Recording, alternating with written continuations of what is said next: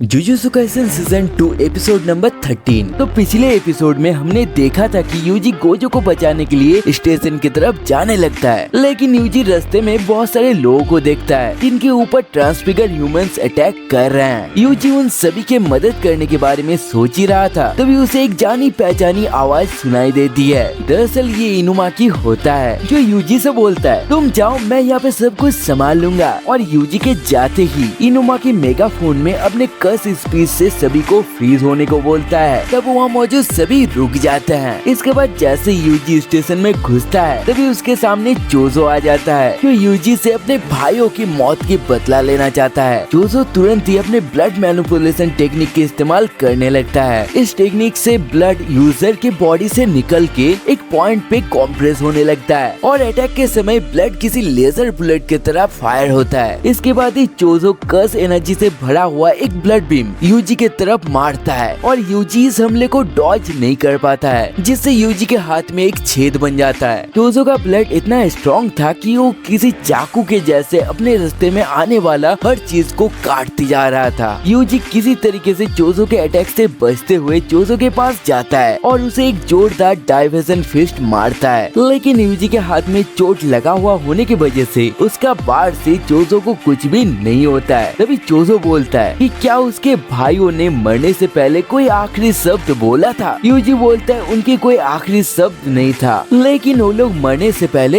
रो रहे थे। ये सुन के पहले तो जोजो बहुत ज्यादा शॉक हो जाता है, लेकिन इसके बाद ही जोजो बहुत ज्यादा गुस्से में आ जाता है, जिससे जोजो के चेहरे में मौजूद ब्लड वाला लाइन बढ़ जाता है और ढेर सारे ब्लड उसके पीछे जमा होने लग जाता है। तभी यूजी जोजो के ऊपर हमला करने की कोशिश करता है, लेकिन जोजो यूजी को लात मार के दूर फेंक देता है और फिर से यूजी को ढेर सारे ब्लड बीम का लेजर मारने लगता है। यूजी इन अटैक से किसी तरीके से बच जाता है, लेकिन जोजो से बहुत ज्यादा दूर हो जाता है। इसके बाद ही जोजो सबसे पावरफुल ब्लड लेजर के चार्ज करने लगता है। तब यूजी जंप करता है, जिससे जोजो को लगे कि यूजी इजी टारगेट है, और ठीक वैसा ही होता है। जोजो यूजी को इजी टारगेट समझ के फायर कर देता है, लेकिन ब्लड की एरो यूजी के सर को चीर पाता। इससे पहले यूजी अपने सर को हटा लेता है और उस अटैक से भी बच जाता है। यूजी जोजो की तरफ जाने लगता है, लेकिन यूजी जोजो के पास पहुंच पाता। इससे पहले जोजो अपने सुपरनोवा टेक्निक से यूजी के आसपास उड़ते हुए ब्लड बॉल्स को ब्लास्ट कर देता है,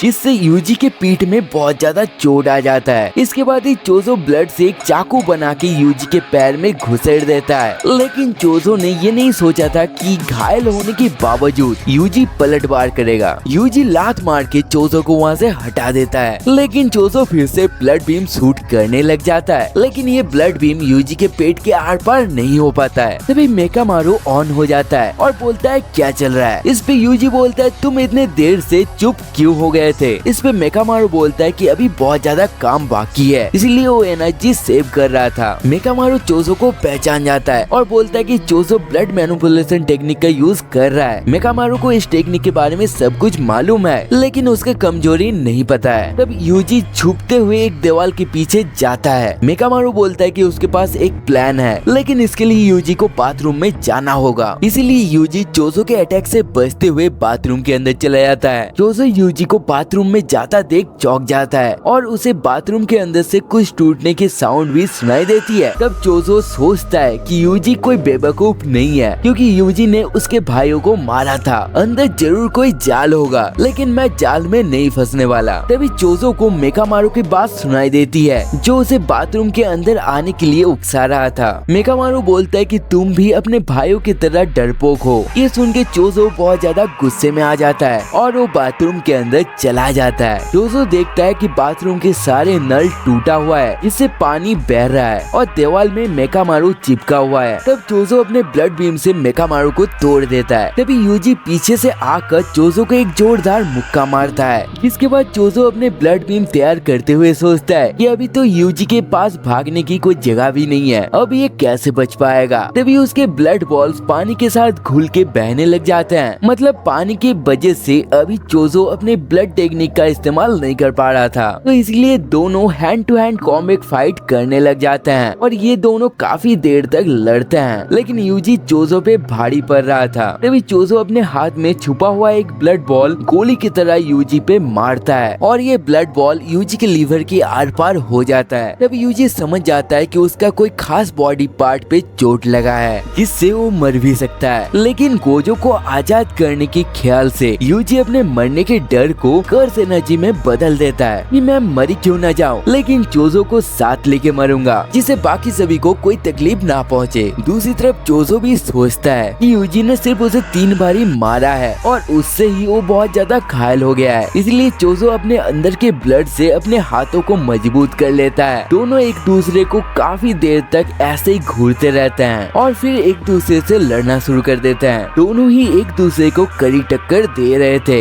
इसी बीच चोजो ब्लड से एक चाकू बना के यूजी को मारने की कोशिश करता है, लेकिन चाकू तुरंत ही पानी के साथ घुल जाता है। इसके बाद फिर से यूजी चोजो के ऊपर भारी पड़ने लग जाता है और एक जोरदार कर्स एनर्जी से भरा हुआ पंच चोजो के ऊपर मारने वाला होता है। तभी अचानक से कुछ होता है और यूजी देखता है कि उसका कंधा कट चुका है। असल में चोजो फर्स्ट हैमर मार के यूजी का कंधा तोड़ देता है। इसके बाद चोजो फिर से और एक पंच मारता है जिससे यूजी दूर जाके दीवार में टकराता है। चोजो दिखाता है कि उसने ब्लड से अपने बॉडी को हार्ड कर लिया है जिससे यूजी का पंच उसके ऊपर कोई भी असर नहीं कर पाया। यूजी अभी अधमरा हालत में है, वो बिल्कुल भी हिल नहीं